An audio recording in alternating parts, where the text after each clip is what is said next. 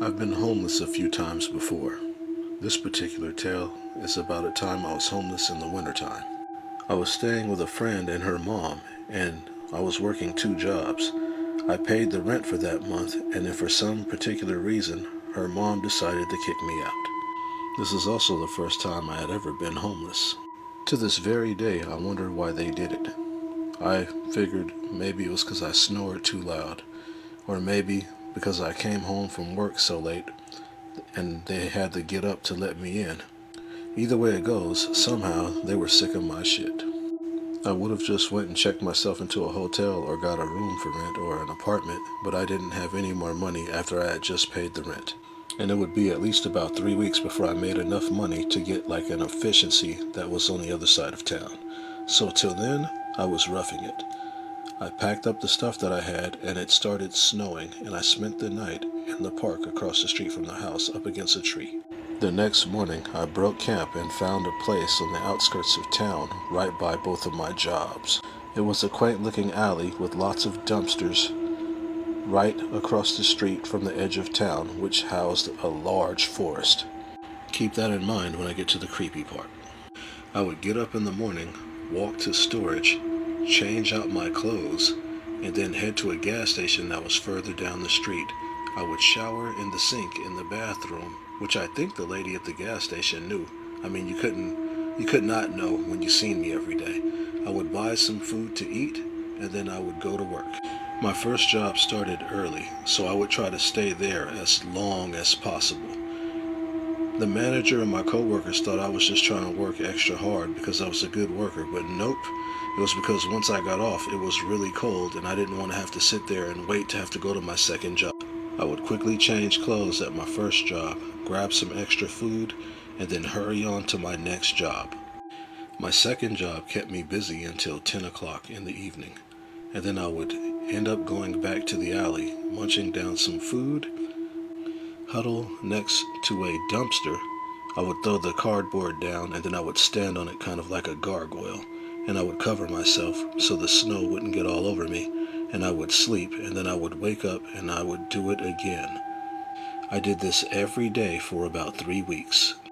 Over and over again. One particular night it got really, really cold. And it snowed for hours. I would wake up and have to brush the snow off of my jacket every once in a while because it would pile on top of me. It was one of those nights I couldn't sleep, so I ended up waking up because I had to pee really bad. I unstuck my feet from the cardboard, or my boots because they would freeze to the cardboard, and I walked over to my favorite dumpster so I can take a leak. I did my business, went back to the dumpster that I was sleeping next to, sat back down like a gargoyle, and proceeded to go back to sleep.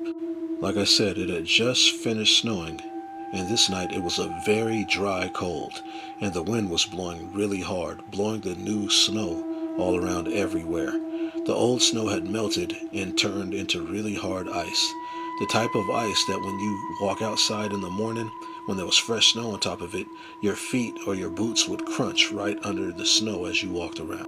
Before I put my hood back over my face and tried to block the wind and go back to sleep, I noticed that a cat came running into the alley and ran under one of the dumpsters that I had just finished taking a leak by. It wasn't uncommon to see cats that were playing around in the alley or trying to catch things in the alley or eat from the trash cans. There was one around the other night that I had gave some pizza to. This one looked scared and was running back and forth under the dumpster. I decided to pay it no never mind, put the hood back over my head, and started to fall back asleep. Suddenly, I heard a crunching noise.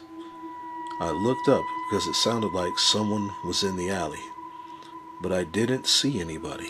I looked at where the cat was at under the dumpster and it was still moving around frantically. That's when I seen it. The wind kicked up the snow and I saw a figure moving around in the snow that was blowing around in the alley. It was large and kind of skinny looking, and it was trying to get under the dumpster where the cat was at, swiping at it to and fro. If anyone's ever seen the movie Predator, it seemed to have a cloaking device, or it looked like the predators when they were in their cloaked mode. The cat was hissing and making all kinds of noises.